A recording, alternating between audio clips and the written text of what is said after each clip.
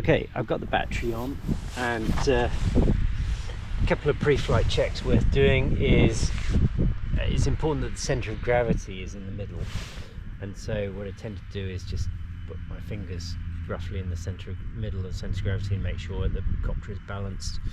And you can see that I've had to pull the battery a bit forward to offset the weight of the GPS. And I've got my transmitter on.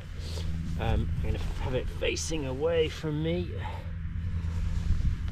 because that's how I'm comfortable. Nothing likely to snag the props. I mean, this ELRS antenna needs a little bit of work.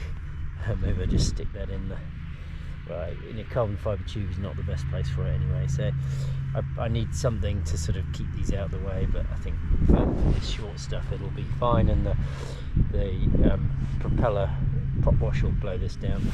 So I will power this up.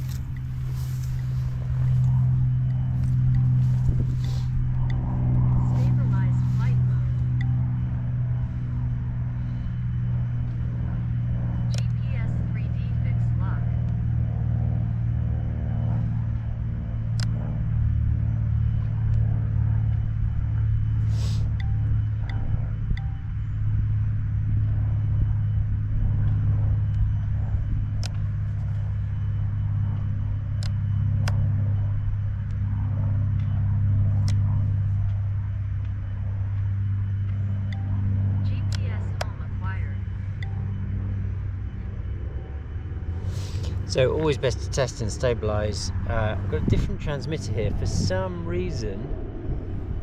I've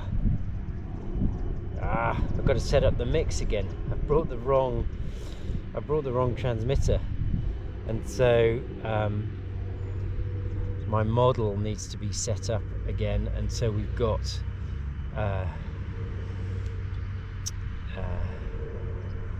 mode 5 is basically on off. Which is a bit of a problem. So I should have brought the other transmitter. I'll see whether I can set this up again.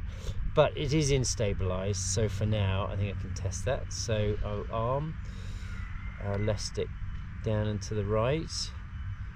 Motors on. And then just check my EStop is working, which it's not. Alright. So I don't like doing this without EStop working. Just before I test that, I'm just going to check that pitch and roll are set up correctly. So I'll just throttle up a little bit.